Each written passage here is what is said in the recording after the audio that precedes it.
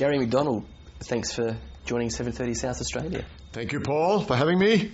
What's the play November about?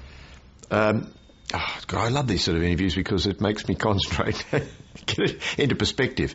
And then after I tell you what it's about, I think, oh my God, why aren't I doing it like that? It's actually a very funny David Mamet satire.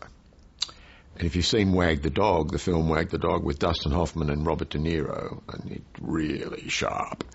And it was obviously his reaction to the Bush years, but there's digs at Clinton in there as well. And just about the whole American system.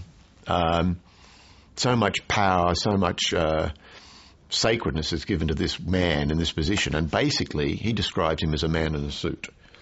So the president is very much in this flawed man whose numbers are lower than Gandhi's cholesterol or Mike Rand's polling at the moment.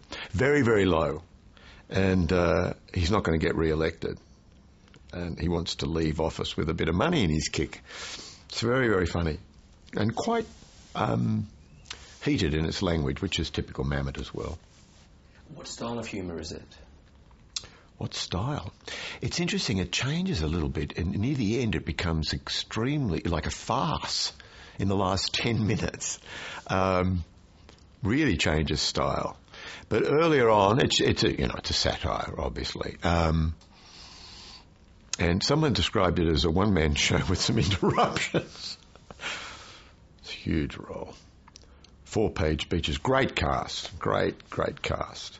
And my offsider, Peter, is superb. Barb Lowing is my speech writer. But it's like it offends everyone, which is very good of him. He doesn't hold back. A bit tame around Muslims, I think, but he offends everyone else. Why are politically incorrect things so funny? Oh, I think because we've swung too much the other way. We've now so frightened to say anything because we'll either be it's a hate crime, or we're racist, or we're stupid, or we're old-fashioned, or we're conservative, and we're rednecks, we're fascists.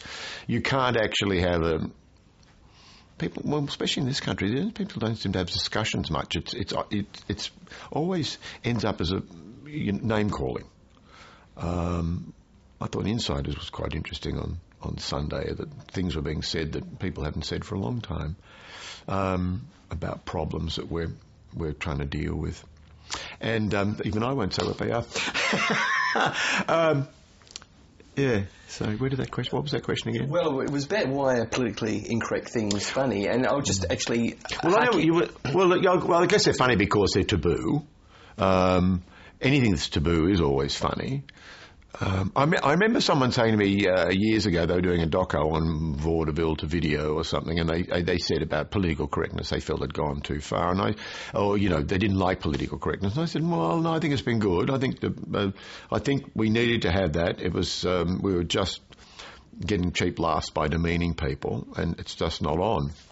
Whereas now the political incorrectness in this is more. It's more about